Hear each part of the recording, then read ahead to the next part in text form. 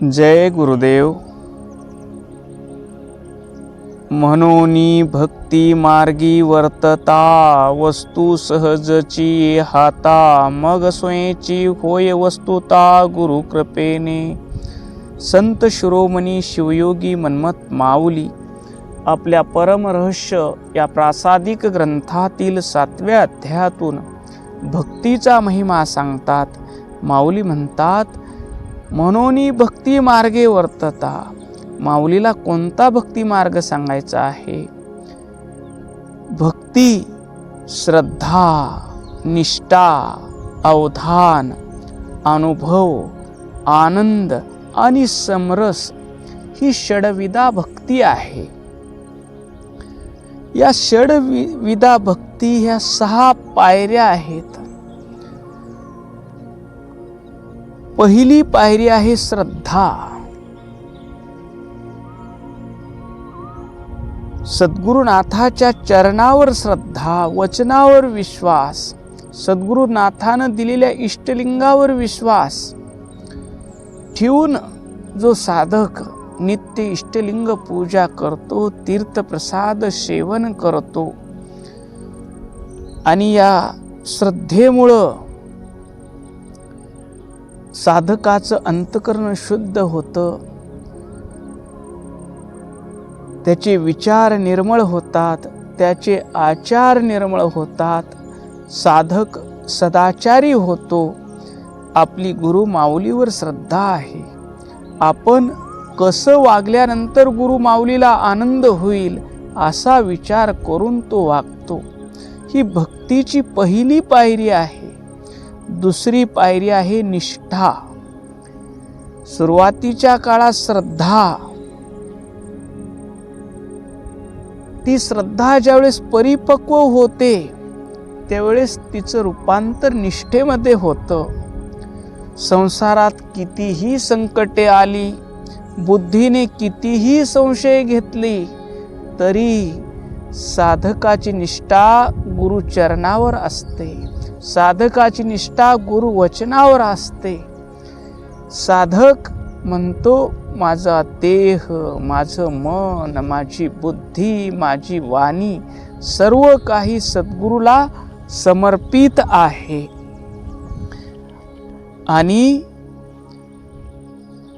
कितीही संकट आले तरी मी इष्टलिंग पूजा सोडणार नाही. मी सदाचाराने वागणं सोडणार नाही, कारण सदाचाराशिवाय माझी शिवपूजा पूर्ण होणार नाही. अशी त्याची दृढ निष्ठा असते. कोट्यावधीचा लाभ जरी जोडत असला तरी तो अनाचार सुईच्या टोका एवढाही धरत नाही, करत नाही. याला म्हणायचं निष्ठा. जेव्हा साधक अंतरामध्ये दृढ श्रद्धा आणि न डगमगणारी निष्ठा ठेवून संसारात आणि साधनेमध्ये वावरतो, तेव्हाच त्याची साधना ही खऱ्या अर्थाने भक्ती मार्ग बनते. पुढं माऊली म्हणतात, वस्तू सहजची हाता. या चरणामध्ये माऊली परब्रह्म वस्तू सहज अनुभवास येते असं म्हणतात. ही अनुभवास येण्यासाठी अवधान म्हणजे तिसरी पायरी आहे भक्ती मार्गावरली. जागृतता, अखंड लक्ष, सदैव सावधान असणं. मी काय बोलत आहे, मी काय खात आहे, मी काय पाहत आहे, मी काय ऐकत आहे, माझं मन काय विचार करत आहे, याविषयी तो सावध असतो. याला म्हणायचं अवधान भक्ती. आपले मन क्षणभर सुद्धा गुरुचरणापासून लांब जाता कामा नये. आपली वाणी अखंड नामस्मरणात राहिली पाहिजे. आपल्या हातानं जगाच्या कल्याणाचं काम झालं पाहिजे.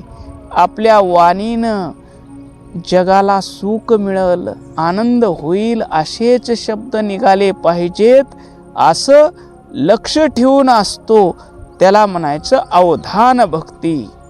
जशी एखादी महिला डोक्यावर घागर ठेवते, चिंबळ करून घागर ठेवते आणि दोन्ही हातात 2 लेकरं धरून रस्त्याने चालते, तरी तिचं लक्ष त्या घड्यावर असतं.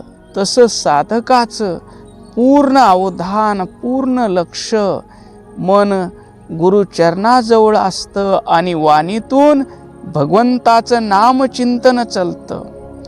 भक्ती मार्गाची 4थी पायरी आहे अनुभव. जेव्हा साधकाचं लक्ष नामात असतं, गुरुचरणात असतं, तेव्हा तो साधक पूर्णपणे स्थिर होतो. त्याचं पुस्तकी ज्ञान संपतं आणि त्याला अनुभव सुरू होतो.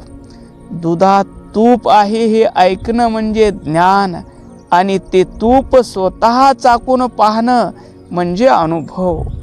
साधकाला स्वतःच्या आत त्या वस्तूचा, परब्रह्माचा साक्षात अनुभव येतो.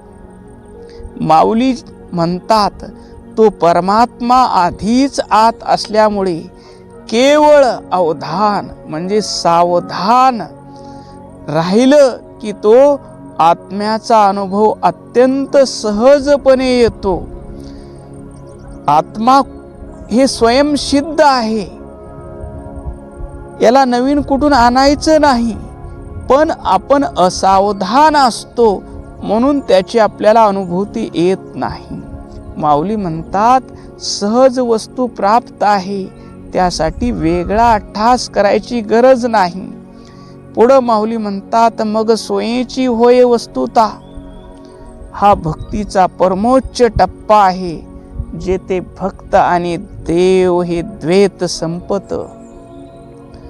आनंद ही 5वी पायरी आहे. आत्म्याचा अनुभव आल्यावर साधकाला बाह्य जगातील सुखाची गरज उरत नाही. त्याला लक्षात येतं, वस्तूला मी एखाद्या पाहतो त्यावेळेस मला जो आनंद मिळतो, त्यावेळेस त्या वस्तूला पाहताना माझं मन संकल्प विकल्प रहित झाल्यामुळे माझ्या आतला आनंद प्रगट होतो. त्या वस्तू व्यक्तीमध्ये तो आनंद नाही.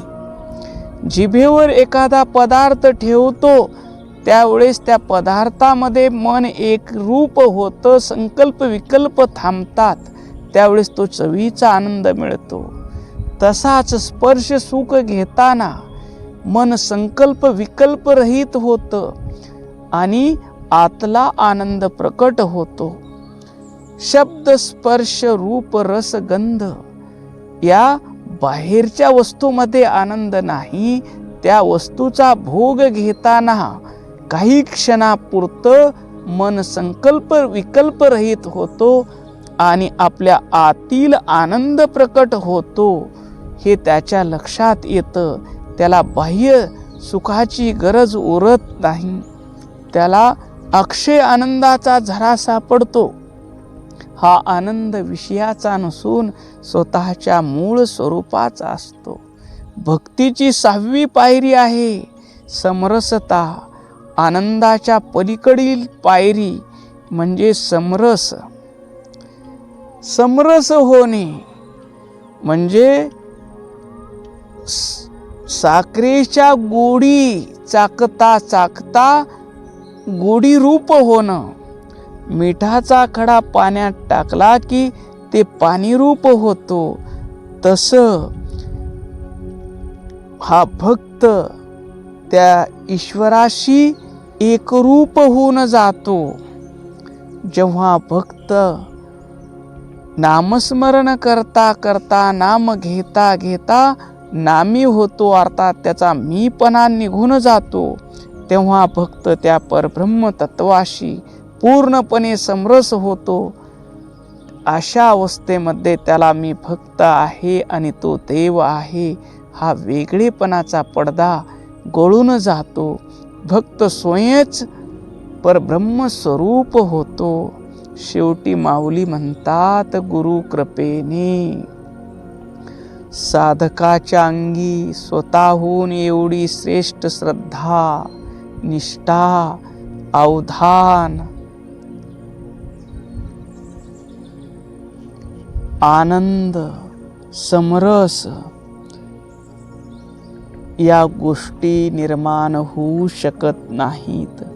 जेव्हा सद्गुरुनाथ आपल्या कृपेचा हात शिष्याच्या डोक्यावर ठेवतात, तेव्हा शिष्याची देहबुद्धी गळू लागते. सद्गुरू आपल्या शब्दांनी शिष्याच्या अंतकरणात श्रद्धा पेरतात, साधनेने त्याची निष्ठा वाढवतात, कृपादृष्टीने त्याचे अवधान खेचून घेतात, अनुग्रहाने त्याला आत्म्याचा अनुभव देतात, नामस्मरणाने त्याच्या चित्तात आनंद भरतात आणि शेवटी त्याला स्वतःच्या स्वरूपाशी समरस करून टाकतात.